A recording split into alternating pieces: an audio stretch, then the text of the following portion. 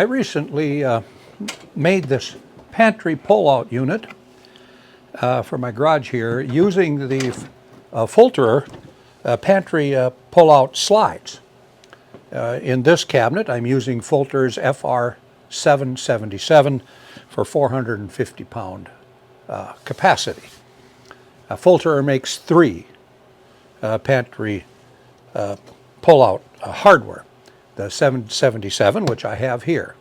There's a 771, which I have in my kitchen. That one has a capacity of 275 pounds, and there is a 775 with the capacity of 175 pounds. Hopefully, the video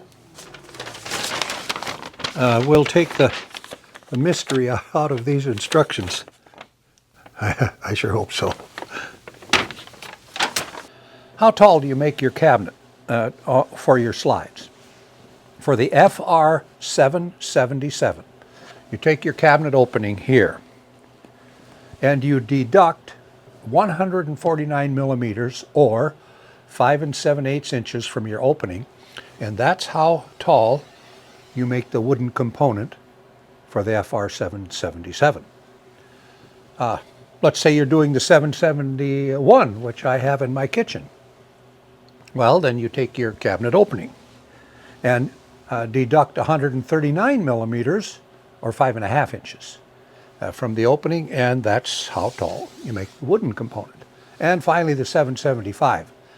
How tall do you make this portion? You deduct 124 millimeters or 4 7/8 inches from the opening height, and that's how big you make the cabinet portion of your pantry pullout. The next portion of this video applies to all 3 versions of Fulterer's pantry pullout slide. And that is to locate, where do you locate your hardware inside the cabinet? You want your cabinet to be level and square in all respects, but above all, you don't want tilt in and out. That'll make problems. We need to measure for the center of our, in our cabinet for our pull-out unit. We want it to be in the center. I allow about 1 inch on each side. And then we're going to draw a line straight back, and that's so when we install our runner, we get it nice and straight. And then the most important thing of all is getting this screw hole set back at 37 millimeters from the front edge of the cabinet. The question might be, why is this 37 millimeter screw hole setback important? It's because the slides have a locating hole that fits right into that. Here's the 775, the locating hole. Here's the one for the 777. These holes are the holes you use to secure your pull-out to the bottom of the cabinet. And then you have perfect alignment. You'll get a 2 millimeter setback here. We're going to install the FR777, and when you do, don't forget to snap on your easy close devices on your FR777 slide.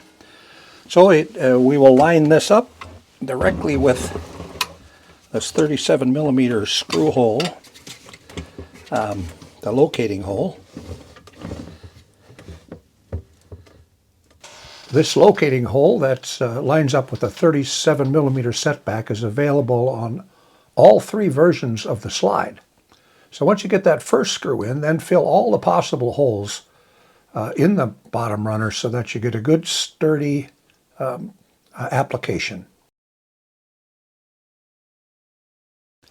Now a similar thing happens at the top. All of the upper slides on the 771, the 775, and the 777 are similar to this.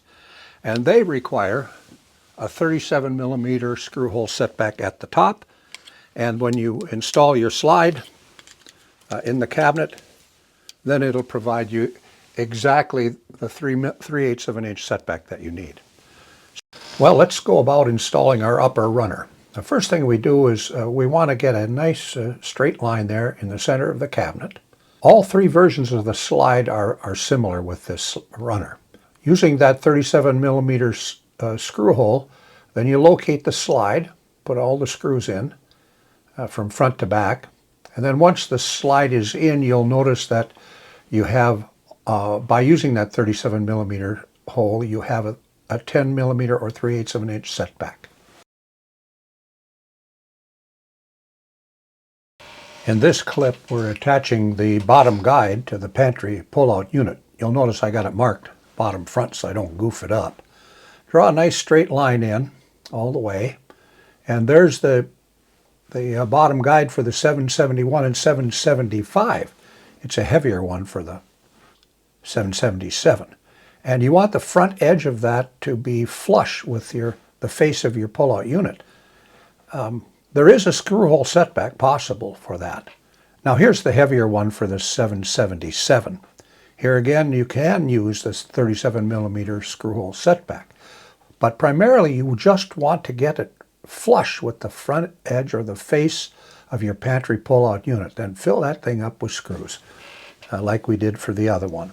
That's the bottom guides that sit into your runners. Here again, you'll notice I've marked the pantry pull-out unit so I get these upper stabilizers in correctly and straight. There is a screw hole provision provided, but mostly we want to get it flush with the front face. And you need to put the screws in first before you put in that damper that you see laying there. So once the screws are all in on the stabilizer, then the damper goes in and it's ready to go, and we pick that thing up, Diane and I do, and we shove it into the cabinet. Let's watch this clever factory animation here.